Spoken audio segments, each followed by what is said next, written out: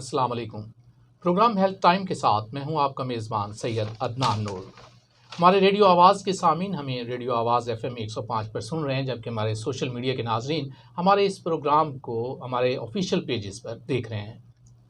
नाज़रीन और सामीन, हमारी हमेशा कोशिश हुई कि आपको जहां हम सियासी आगाही दे रहे होते हैं, वहां हम आपको हेल्थ टाइम के हवाले से भी बहुत सी बातें बता रहे होते हैं कि किस किस्म की जो आजकल हेल्थ के हवाले से प्रॉब्लम चल रहे होते हैं, उन्हें हल करने के लिए हम माहिर डॉक्टरों को आपसे मिलवाते हैं। तो आज भी हमने चेस्ट स्पेशलिस्ट छंग के बड़े मशहूर डॉक्टर मज़हर हुसैन साहब को अपने स्टूडियो में तकलीफ़ दी है कि ये यहाँ तशरीफ़ लाए हैं। हम इनके इंतहाई ममनून हैं और इनसे हम बात करेंगे दमा के हवाले से कि ये बहुत तेज़ी से फैल रही है मर्ज़, और ऐसे लगता है हर दूसरे शख्स को कि खांसी आती है वो समझता है मुझे दमा है। तो आज डॉक्टर साहब ये क्लियर करेंगे कि दमा दरअसल है क्या। अस्सलाम वालेकुम डॉक्टर साहब। वालेकुम अस्सलाम। डॉक्टर साहब, रेडियो आवाज़ के स्टूडियो में आपको वेलकम करते हैं। Thank you. और डॉक्टर साहब, ये जैसा कि मैंने कहा है अभी कि हर शख्स को थोड़ी सी भी खांसी आए तो वो ये समझ रहा होता है कि यार दमा हो गया। तो दमा दरअसल है क्या, आज हमारे रेडियो आवाज़ के सामीन को ज़रा ये बता दीजिएगा। बिस्मिल्लाह रहमान रहीम। पहले तो मैं आपका शुक्रिया अदा करता हूँ कि आपने मुझे अपने प्रोग्राम में बुलाया और इसकी आगाही के लिए, ये चूँकि लोगों की भलाई का एक मसला है तो आगाही के लिए मैं हाज़िर हूँ। और इसके बारे में जो लोगों के तोहमात जिसे हम कहते हैं, स्टिग्मास कहते हैं, तो उसके बारे में मैं थोड़ा सा बता देता हूँ। बेसिकली ये ब्रोंकियल एस्थमा जिसे हम दमा कहते हैं, ये रेस्पिरेटरी जो ट्रैक्ट है या जो फेफड़ों की नालियाँ हैं बारीक ब्रोंक्यूल्स, उनकी इन्फ्लेमेशन, उनकी तंग होने की वजह से जो अलामात पैदा होती हैं उसको हम दमा कहते हैं। बेसिकली ये मुख्तलिफ़ बीमारियां हैं जिनकी वजह से सांस की नालियां तंग होती हैं, लेकिन उनमें से ये ख़ास बीमारी है जो सिर्फ़ और सिर्फ बारीक नालियां जिन्हें हम रेस्पिरेटरी ब्रोंक्यूल कहते हैं, टर्मिनल ब्रोंक्यूल, उनके ऊपर ये इफ़ेक्ट करती है, सोजिश होती है जिसे हम इन्फ्लेमेशन कहते हैं। पहले ये स्टिग्मा था कि एलर्जी है, नो डाउट ये एलर्जी है, लेकिन एलर्जी के पीछे क्या क्या अवामिल इसमें शिरकत करते हैं, उनका जो मेन है वो इन्फ्लेमेशन है, सोजिश है। तो सांस की नालियों में जब सोजिश होती है तो तीन एलिमेंट्स हैं। एक तो उसमें जो म्यूकस मेम्ब्रेन होती है वो सूज जाती है, उसमें गोबलेट सेल होते हैं जिनसे थूक पैदा होता है, जैसे मुंह में थूक पैदा होता है, इसी तरीके जो हमारी सांस की नालियाँ उसमें भी रतूबत पैदा होती है, वो गोबलेट सेल पैदा करते हैं। तो उससे वो सिक्रीशन बनती है जिसे हम म्यूकस कहते हैं। तो वो म्यूकस जो है बार बार, चूँकि सांस इसमें ज़्यादा मरतबा लेना पड़ता है बंदे को, नॉर्मल बंदा 1 मिनट में 14 से 18 सांस लेता है, और ब्रोंकियल एस्थमा जिसे हम दमा कहते हैं, इसमें वही बंदा 25 से 30 या 40 मरतबा 1 मिनट में सांस लेता है। यानी नंबर ऑफ़ ब्रीदिंग जो है ना पर मिनट वो ज़्यादा हो जाती है। तो जब सांस लेता है तो हवा के क्रॉस करने से वो म्यूकस जो है वो सूख जाता है, प्लग बन जाते हैं, तो वो म्यूकस जो है वो ब्रोंक्यूल में फंस जाती है। एक तो ये हो गया इन्फ्लेमेशन, सोजिश हो गई म्यूकस मेम्ब्रेन की। दूसरा, म्यूकस मेम्ब्रेन में म्यूकस नालियों के अंदर म्यूकस का जो प्लगिंग बनती है वो हो जाता है। तीसरा इसमें जो एलिमेंट है वो है रेस्पिरेटरी जो मसल हैं, स्मूथ मसल, उनकी कंस्ट्रिक्शन हो जाती है, उनका सिकुड़ना हो जाता है, सिकुड़ जाते हैं, जिससे जो सांस की नाली है उसका डायमीटर और तंग हो जाता है। ये तीन एलिमेंट हैं जो इसकी पैथोफिजियोलॉजी है या इसकी जो बीमारी की अंदर अवामिल हैं वो ये है। यानी इससे इस किस्म के अलामात अगर जाहिर हों तो आपको समझना चाहिए कि आप दमा वाली साइड पे जा रहे हैं और पेशेंट। और यहाँ मैं अपने सामीन और नाज़रीन को बता दूं कि इस प्रोग्राम को आप तक पहुँचाने के लिए हमारे साथ ताउन किया है केजी फार्मा ने, और हम इनके इंतहाई मशकूर हैं कि वो हमारे साथ हेल्थ टाइम में इस किस्म के प्रोग्राम स्पॉन्सर कर रहे हैं। और डॉक्टर साहब से बात चल रही है कि डॉक्टर साहब ये जो अलामात हैं जैसे कि आप बता रहे हैं कि ये हमने ये देखना है कि ये बच्चों में भी आजकल बड़ी तेज़ी से, वो मैं अर्ज़ करता हूँ, अलामत इन्हीं की जो मैंने वजूहात बताई हैं, इन्हीं की वजह से अलामत पैदा होती हैं। सांस की नाली तंग हो गई तो खांसी हो गई, खांसी के साथ शॉर्टनेस ऑफ ब्रेथ हम जिसे कहते हैं, सांस की तंगी, ये डिसियाँ हम अपनी ज़ुबान में बोलते हैं, सांस तंग हो जाता है। तीसरा है कि वीजिंग होती है, यानी सीटी की आवाज़ आती है, यानी सीना, जैसे बच्चों में सीने में से आवाज़ आती है। तो ये जो मेन अलामात है यही हैं, खांसी है, सांस का तंग होना है और सीटी की आवाज़ आना है। तो इसमें यही होता है कि ये अमूमन जो है मौसम बदले, को गर्द वगैरह होती है, धुआं है, या कोई ऐसी चीज़ है, खुशबू है, बदबू है, ये इसके फैक्टर हैं जो एग्जर्वेशन जैसे होती है ना, तो इसके एग्रावेटिंग फैक्टर्स हैं। यानी ऐसे जैसे अंधेरी आ गई, कोई हाँ आंधी जी, आई है, कोई हाँ जी, गंदम की कटाई का कोई सीज़न है, उस वक्त ये अक्सर हमें देखने में आया कि ये ज़्यादा हो रही होती हाँ है जी। बच्चों में, बड़ों में। मुख्तलिफ लोगों में मुख्तलिफ, हाँ। ये घर में भी हो सकती है। घर में यूजुअली ये हाउस डस्ट माइट हम कहते हैं, वो आपकी लिनन है, आपकी बेड शीट हैं, आपके ये कंबल जैसे इस्तेमाल करते हैं, या आपके पेट्स हैं, जैसे बिल्ली है या कोई कुत्ता वगैरह रख लेते हैं, तो उनके जो डेंडर होते हैं ना, बाल, या कबूतर है, तो उनके डेंडर से भी ये एलर्जी हो जाती है। ये तो है घर में। ये पोलन है, ये मोस्टली यही 3-4 चीज़ें होती हैं, यानी हाउस डस्ट माइट है, पोलन है, या ये धुआं गर्द आलूद, ये जो चीज़ें पोल्यूशन है, इससे होती है अमूमन। तो घर में जो लोग कंप्लेंट करते हैं वो यही है कि खुशबू है, स्प्रे वगैरह यूज़ कर लेते हैं, या कोई ये परफ्यूम्स हैं, या ये आपकी जितने भी केमिकल्स हैं इनके परफ्यूम हैं, उससे भी एग्जर्वेट हो जाती है, यानी इसकी अलामत बढ़ जाती हैं। और यूजुअली ये जो पॉपुलेशन है, 8 से 10% ऑफ द टोटल पॉपुलेशन जो यूएसए की है वो अफेक्टेड है। और उसमें जो आगे इसकी जो प्रॉब्लम है, जिस वजह से इसकी आगाही हमें ज़रूरत है कि इसको हम क्यों इसके ऊपर ज़्यादा ज़ोर देते हैं। डॉक्टर साहब, यहाँ मैं आपकी बात सॉरी काट रहा हूँ, तो ये झंग जैसे इलाके में तो ये ज़्यादा होगी, क्योंकि यहाँ डस्ट भी बड़ी है, और आपको पता है हमारे रोड्स की हालत क्या है, और डस्ट और माहौलियाती आलूदगी ये हमारे शहर में तो कहीं ज़्यादा है, बहुत ज़्यादा है। तो इसमें आपको डेली कितने पेशेंट फेस करना पड़ रहे हैं? मेरा ज़्यादातर तो पेशेंट का जो वर्क लोड है वो है ही अस्थमा का, यानी एज ए पल्मोनोलॉजिस्ट मैं सबसे ज़्यादा जो है ना दमे के मरीज़ देखता हूँ, और एटलीस्ट राउंड अबाउट कोई 10 से 15 केसेस पर डे ये आ जाते हैं। बाकी टीबी के भी हम मरीज़ देखते हैं, नए केसेस, एक तो रेगुलर लोग चल रहे थे, ये नए केसेस, नहीं पुराने और नए मिला के। अच्छा, हाँ जी। तो ऐसे होता है कि फैमिली में अगर एक माँ बाप को है तो उनके बच्चों में भी ये शिफ्ट हो जाती है। ये जैसे जेनेटिक प्रीडिस्पोजिशन हम कहते हैं कि जेनेटिक्स के ज़रिए, लेकिन ये कुछ ज़रूरी नहीं है कि जेनेटिक्स से हो, मतलब माहौल की आलूदगी से भी हो जाता है। बच्चों में जो जेनेटिक प्रीडिस्पोजिशन है उसमें अमूमन बच्चे जो हैं वो 1 साल से भी कम उम्र के, यानी नौज़ायदा बच्चों से लेकर 14 साल की उम्र तक ये बहुत कॉमनली पाया जाता है। और बड़ी उम्र जो है उसमें ये 19 साल के बाद फिर बड़ी उम्र में भी लोगों को हो जाता है, लेट आंसेट कहते हैं। और जो छोटी उम्र के है वो अर्ली आंसेट हम कहते हैं, कि बहुत जल्दी बच्चों की छोटी उम्र में भी शुरू हो जाती हैं ये अलामात। अरे डॉक्टर साहब, ये जो मरीज़ होते हैं दमा के, ये नॉर्मल ज़िंदगी गुजार सकते हैं, यानी जिस तरह हम इंसान गुजार रहे हैं, तो बच्चों को या बड़ों को इसमें मुश्किलात तो होती हैं? हाँ, इसमें डिपेंड करता है, क्योंकि दमा जो है ना वो 2 किस्म का होता है अलामात के हिसाब से। एक होता है इंटरमिटेंट, वो कभी हो गया, 1-2 महीने हो गया, 6-6 महीने ना हुआ, साल ना हुआ। और एक होता है परसिस्टेंट दमा हमेशा रहता है। उसकी फिर हम करते हैं ग्रेडिंग कि ये माइल्ड है, मॉडरेट है या सीवियर है। उस पर फिर हमें टेस्ट करने पड़ते हैं, वो जो स्पायरोमेट्री हम जिसे कहते हैं, या पल्मोनी फंक्शन टेस्ट हम कहते हैं, वो हम कंप्यूटर के ज़रिए करते हैं। उसमें अगर FEV1 जो है वो 80% से कम नहीं होनी चाहिए नॉर्मल में। अगर वो 80 से 60 पे आ जाती है तो ये माइल्ड केसेस हैं, और 60 से 40 तक % ऑफ द नॉर्मल वैल्यू आती है तो ये मॉडरेट है। अगर बिलो 40 या 30 आ जाती है तो ये सवियर हो जाते हैं। तो जो परसिस्टेंट एस्थमा है, it last for the year, whole year, ये हमेशा रहता है। डिपेंड करता है कि अगर उसको ट्रिगर्स जो हैं, जो एलर्जेंस हैं, वो ज़्यादा मिलते हैं तो एलर्जी ज़्यादा हो जाएगी और उसकी सेवेरिटी ज़्यादा हो जाएगी। और सेवेरिटी अगर ज़्यादा होती है तो उसे हम ये जो मतलब एक्यूट एस्थमा हम जिसे कहते हैं, तो acute asthma it is very dangerous और even it leads to death.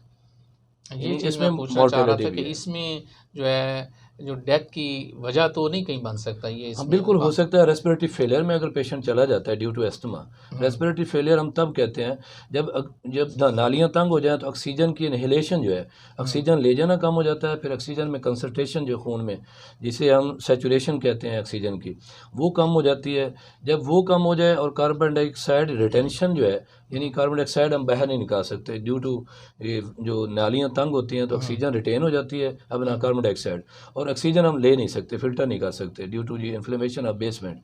तो वो जो सिचुएशन है कि ऑक्सीजन का कम होना और कार्बन डाइऑक्साइड का ज़्यादा हो जाना, ये रेस्पिरेटरी फेलियर कहलाता है, कि यानी हमारे फेफड़े फेल हो गए हैं, तो उसमें फिर इट लीड्स टू डेथ। तो डॉक्टर साहब ऐसी कंडीशन में जब जो है ना मरीज़ की ये हालत हो अचानक घर में हो जाए, हाँ जी। तो वो डॉक्टर्स के पास लेट पहुँचते हैं या डॉक्टर से राब्ता नहीं हो पाता, जी, जी। तो फ़ौरी तौर पर कौन-सी मेडिसिन इस्तेमाल हाँ, करते हैं? उनके लिए यूजुअली जो है ना, बेसिकली तो इसके लिए जो एजुकेशन है वो बहुत ज़रूरी है। जो एस्थमेटिक पेशेंट है उसको अपना पता होना चाहिए कि मुझे दमे की अलामत कितनी मेरी सीवियर हो रही हैं, मुझे चलने में कितनी दुश्वारी है, वो अपनी सेवेरिटी खुद असेस कर सकता है। और उसके हिसाब से उसको डॉक्टर ने एक प्लान दिया होता है कि आप ग्रेड 1 पे ये ट्रीटमेंट करें, ग्रेड 2 पे ये करें, ग्रेड 3 पे ये करें। यूजुअली जो इसका ट्रीटमेंट है वो बेस भी इसी तरीके करता है कि जो ग्रेड 1 है, स्टेप 1 इसे हम कहते हैं, उसमें हम सिंपली इनहेल मतलब थेरापी है, जो जिसे हम ये कहते हैं इनहेलर थेरापी जिसे हम कहते हैं, यानी वो हम बीटा एगोनिस्ट होते हैं, तो साबा हम कहते हैं, शॉर्ट एक्टिंग बीटा एगोनिस्ट।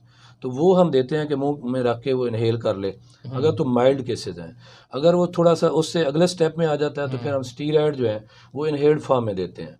अच्छा। यानी शॉर्ट डोज है 400 टू 800 माइक्रोग्राम पर पफ होते हैं।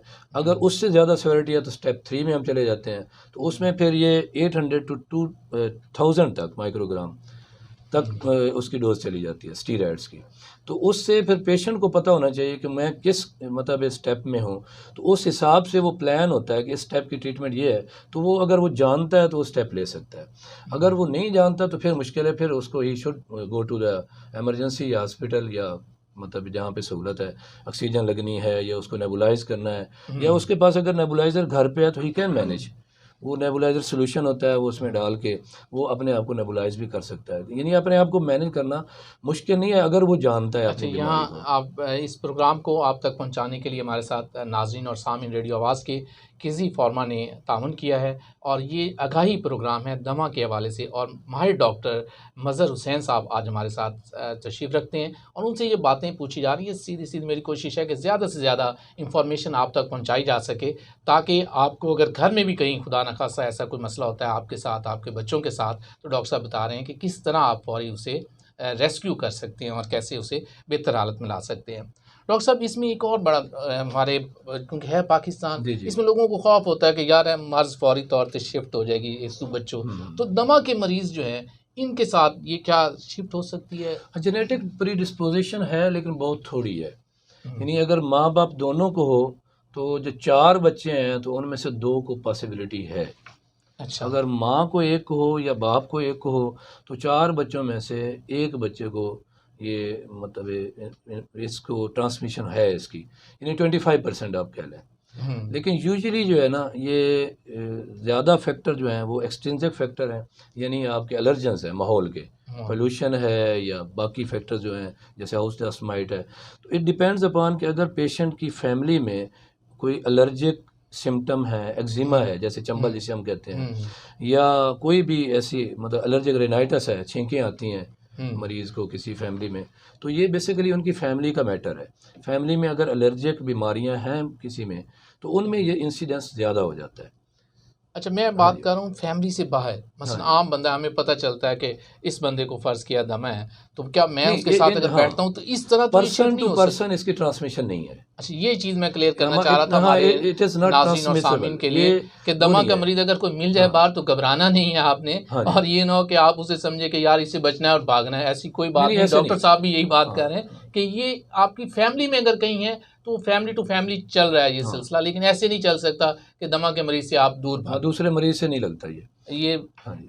अच्छा, दमा के मरीज़ के लिए डॉक्टर साहब जो आम तौर पर हम दवाई इस्तेमाल करते हैं, अद्वियात इस्तेमाल कर रहे होते हैं, ये कितना ज़रूरी होती हैं? हाँ, ये वही अर्ज़ करता हूँ कि जो मरीज़ की कंडीशन पे डिपेंड करता है। अगर तो वो बिल्कुल माइल्ड कंडीशन है तो मिनिमम मेडिसिन से वो कंफर्टेबल लाइफ गुजार सकता है। यानी अपनी नॉर्मल लाइफ जो है ना वो 80 टू 90% मतलब नॉर्मल सर्कमस्टांसेस में वो गुजार सकता है। और फिर डिपेंड करता है कि उसकी सेवेरिटी यूँ ही बढ़ती है तो उसकी मेडिसिन भी आहिस्ता आहिस्ता बढ़ती जाती हैं। अगर वो परसिस्टेंट और क्रोनिक किस्म का अस्थमा है या सीवियर अस्थमा है तो फिर ये लाइफ लॉन्ग मेडिसिन लेनी पड़ती है उसको टू गेट रिलीफ, अदरवाइज उसके बगैर गुजारा नहीं हो सकता। अच्छा, अगर ये बच्चों में होती है तो आम तौर पर ये कहा जाता है कि जी ख़ास एज में जाके बच्चों को से छोड़ देती है, यानी दमा ख़त्म हो सकता है, तो क्या ये बात ठीक है या ये बच्चों के साथ ये नहीं, बच्चों में ऐसे है कि बच्चों में तकरीबन 80 टू 90% बच्चों की जो एज जब 12 ईयर्स या 14 ईयर्स 12 से 14 साल हो जाती है, तो उसमें 80 to 90% बच्चे रिकवर हो जाते हैं, अगर वो माँ बाप उसके विजिलेंट रहें और माँ बाप उस बच्चे का ख्याल रखें, उसको बचाएं जिन चीज़ों से ये अस्थमा या दमा ज़्यादा होता है, और साथ मेडिसिन भी लेते रहें।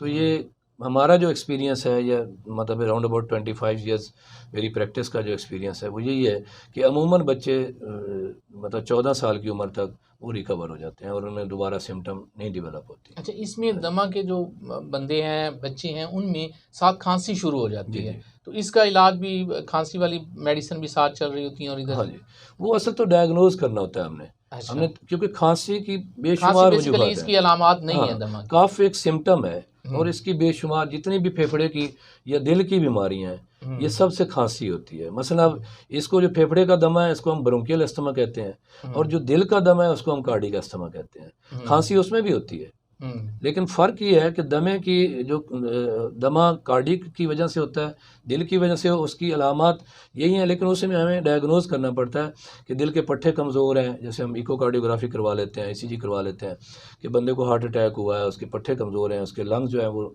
नमी में आ जाते हैं, तो उससे उसको सांस की तकलीफ़ होती है और खांसी होती है, वो कार्डिक अस्थमा है।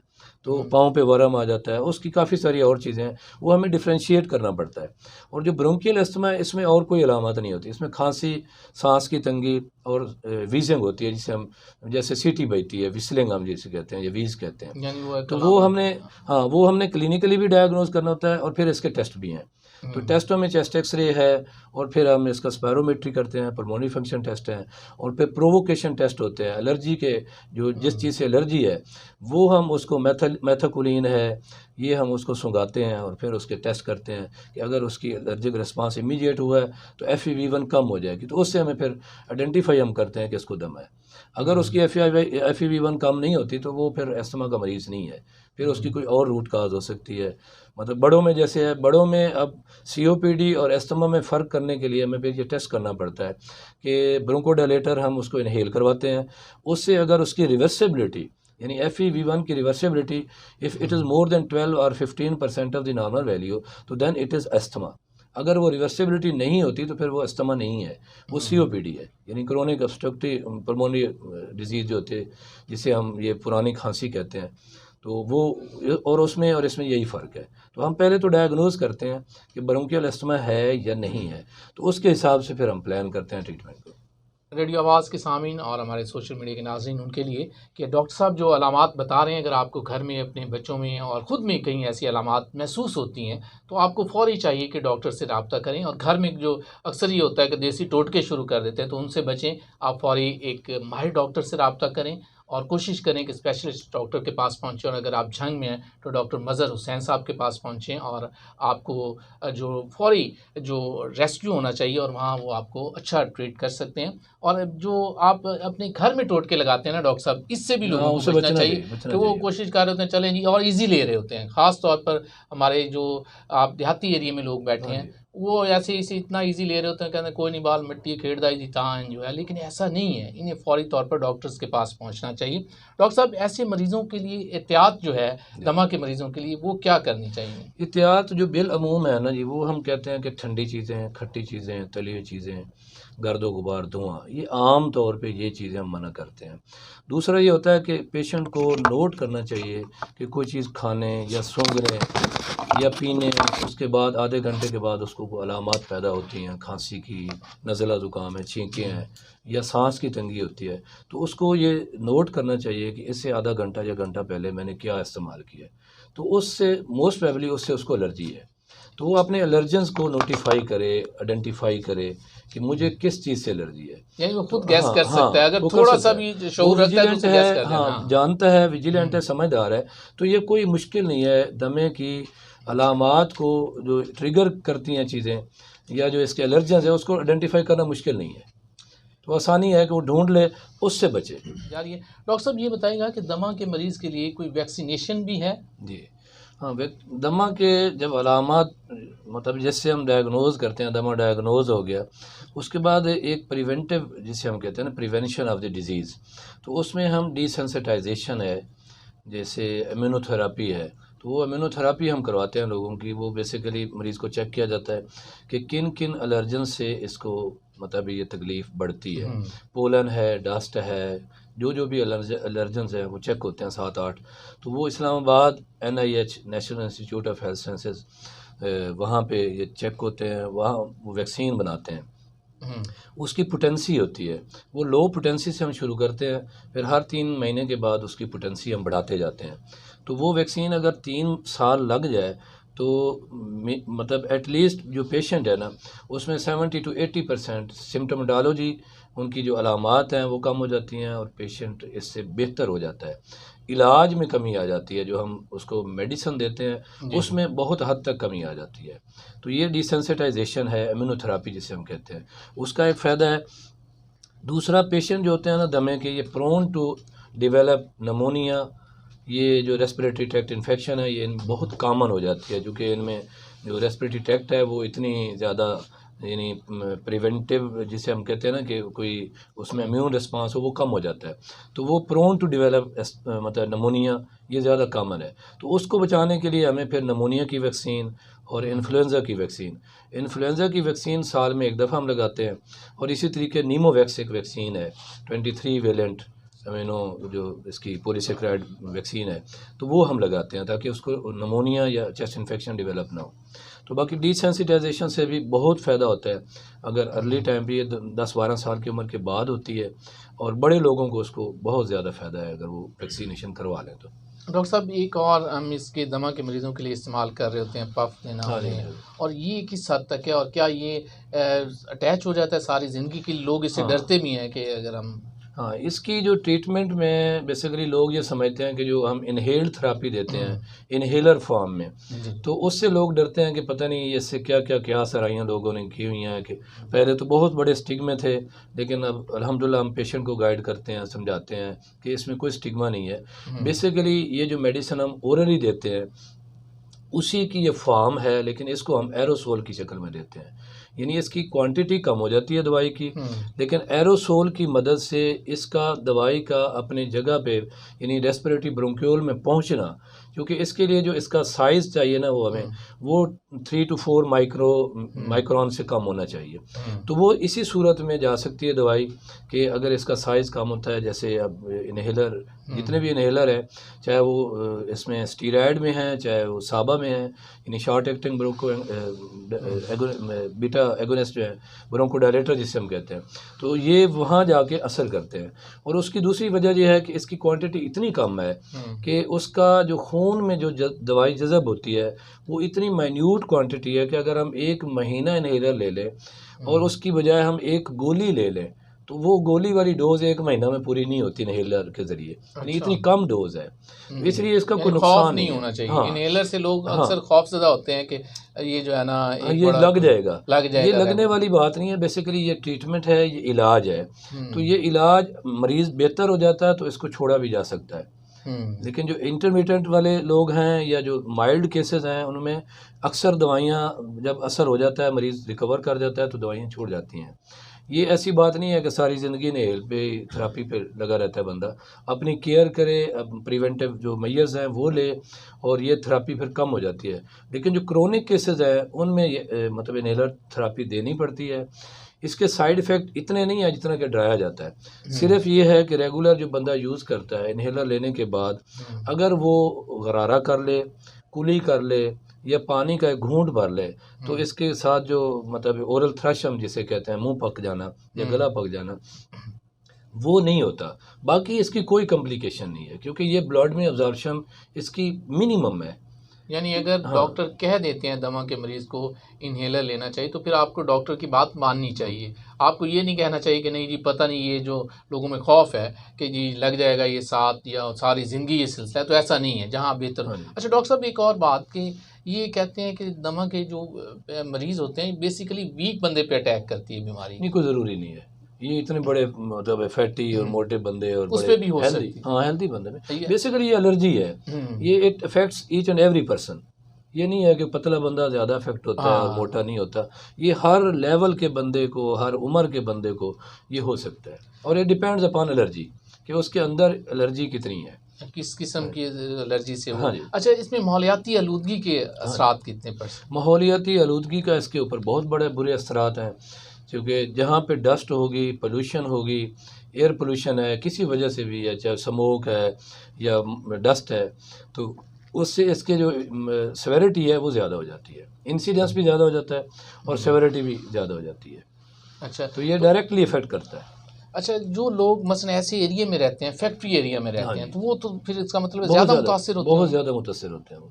यानी ये बात की जा सकती हाँ है कि जी। फैक्ट्री एरिया में जो लोग रह रहे हों, हाँ जी। अगर उनमें से कोई पेशेंट बनता है तो उन्हें पहला काम तो ये करना कहीं वहाँ से शिफ्ट हो जाएँ, हाँ, कहीं वर्क प्लेस उससे से दूर हो हाँ, जाएँ, दूर हो वर्क जाएँ, वर्क प्लेस से। प्लेस से दूर। क्योंकि हमारे यहाँ ये ऐसा है कि लोग फैक्ट्री एरिया में रहते हैं ज़्यादा, और वो मज़दूरों के बच्चे ज़्यादा होते हैं, वो ज़्यादा मुतासिर होते हैं, तो उनके लिए यानी ये हाँ, एक वो बात ऐसे है ही कि जैसे उन्हें। ये जो ईंटों के भट्ठे हैं हम्म, उनसे है, या जो आपकी जहाँ पे गर्दो गुबार ज़्यादा होता है, या ये जो वूलन फैक्ट्री हैं या कार्टन फैक्ट्री हैं, उनमें ये इंसिडेंस बहुत ज़्यादा है। अच्छा डॉक्टर साहब, क्या वजह है कि ऐसे लगता है कि ये जो दमा के मरीज़ हैं, ये शहरी बच्चे और लोग ज़्यादा होते हैं, ये देहात में थोड़ा कम नज़र आ रहा होता है, देहात इसकी में क्या? चूँकि एरिया बड़ा मतलब एक्सपैंड होता है, और वहाँ पे जो पैल्यूटेंट्स जिसे हम कहते हैं, जो एयर पोल्यूट करते हैं, वो कम मिकदार में होते हैं। शहरी आबादी में चूँकि ट्रांसपोर्टेशन ज़्यादा है और फैक्ट्रियाँ ज़्यादा हैं, मशीनरी ज़्यादा है, तो उससे ये पोल्यूशन ज़्यादा हो जाती है, उसकी जो पैल्यूटेंट कंटेंट है ना वो ज़्यादा हो जाता है, तो उससे ये कंसंट्रेशन जब ज़्यादा होती है तो डेफिनेटली वो अफेक्ट भी ज़्यादा करेगी। तो देहातों में चूँकि एरिया खुले होते हैं और वहाँ पे ट्रैफिक भी कम है, और ये जो स्मोक है या इस किस्म की आलूगी से चीज़ें बचे ये हुए भी होते कम है, हैं, तो बचे हुए इसलिए होते बहुत हैं। ज़्यादा। हाँ नहीं, जी। साफ सुथरे माहौल में आप हाँ जी, बच सकते हैं। बच सकते डॉक्टर साहब, आखिर में मैं चाहूँगा कि रेडियो आवाज़ के इस प्रोग्राम के ज़रिए आप हमारे सामीन को कोई इस हवाले से कोई पैगाम देना चाहें कि दमा से किस तरह आप बच सकते हैं। हाँ जी।